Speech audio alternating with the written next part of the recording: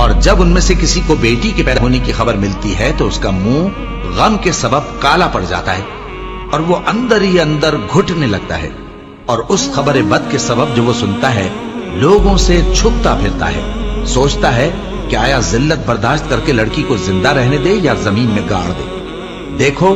یہ جو تجویز کرتے ہیں بہت بری ہے، اور اسی کی نشانیوں میں سے ہے کہ اس نے تمہارے لیے تمہاری ہی جنس کی عورتیں پیدا کی تاکہ ان کی طرف مائل ہو کر آرام حاصل کرو، اور تم میں محبت اور مہربانی پیدا کر دی۔ جو لوگ غور کرتے ہیں ان کے لیے ان باتوں میں بہت سی نشانیاں ہیں، اور عورتوں کا حق مردوں پر ویسا ہی ہے جیسے دستور کے مطابق مردوں کا حق عورتوں پر ہے،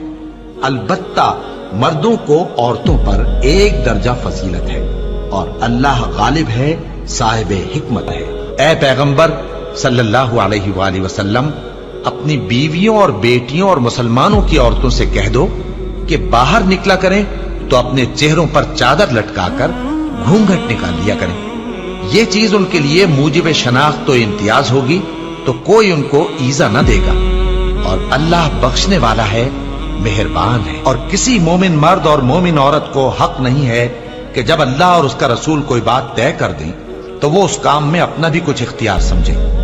اور جو کوئی اللہ اور اس کے رسول کی نافرمانی کرے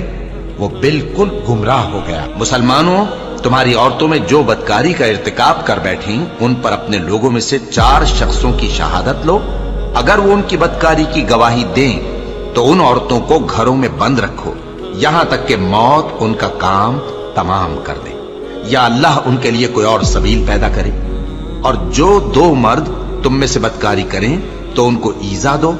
پھر اگر وہ توبہ کر لیں اور نیکوکار ہو جائیں تو ان کا پیچھا چھوڑ دو، بے شک اللہ توبہ قبول کرنے والا ہے، مہربان ہے۔ اور جس چیز میں اللہ نے تم میں سے بعض کو بعض پر فضیلت دی ہے اس کی تمنا مت کرو، مردوں کو ان کاموں کا ثواب ہے جو انہوں نے کیے، اور عورتوں کو ان کاموں کا ثواب ہے جو انہوں نے کیے، اور اللہ سے اس کا فضل و کرم مانگتے رہو، کچھ شک نہیں کہ اللہ ہر چیز سے واقف ہے۔ مرد عورتوں پر حاکم ہے اس لیے کہ اللہ نے بعض کو بعض سے افضل بنایا ہے، اور اس لیے بھی کہ مرد اپنا مال خرچ کرتے ہیں، تو جو نیک بیویاں ہیں وہ فرمانبردار ہوتی ہیں، اور ان کے پیٹھ پیچھے اللہ کی حفاظت میں مال و آبرو کی خبرداری کرتی ہیں۔ اور جن عورتوں کی نسبت تمہیں معلوم ہو کہ سرکشی اور بدخوئی کرنے لگی ہیں تو پہلے ان کو زبانی سمجھاؤ، اگر نہ سمجھیں تو پھر ان کے ساتھ سونا ترک کر دو، اگر اس پر بھی باز نہ آئیں تو زد و کوب کرو، پھر اگر تمہارا کہنا مان لیں تو پھر ان کو ایذا دینے کا کوئی بہانہ مت ڈھونڈو، بے شک اللہ بہت اونچا ہے، بڑا ہے۔ مومنوں، تم کو جائز نہیں کہ زبردستی عورتوں کے وارث بن جاؤ، اور دیکھنا اس نیت سے کہ جو کچھ تم نے ان کو دیا ہے اس میں سے کچھ لے لو، انہیں گھروں میں مت روک رکھنا۔ ہاں اگر وہ کھلے طور پر بدکاری کی مرتکب ہوں تو اور بات ہے، اور ان کے ساتھ اچھی طرح سے رہو سہو، پھر اگر وہ تم کو ناپسند ہوں تو عجب نہیں کہ تم کسی چیز کو ناپسند کرو، اور اللہ اس میں بہت سی بھلائی پیدا کر دے۔ بدکاری کرنے والی عورت اور بدکاری کرنے والا مرد جب ان کی بدکاری ثابت ہو جائے تو دونوں میں سے ہر ایک کو 100 درے مارو،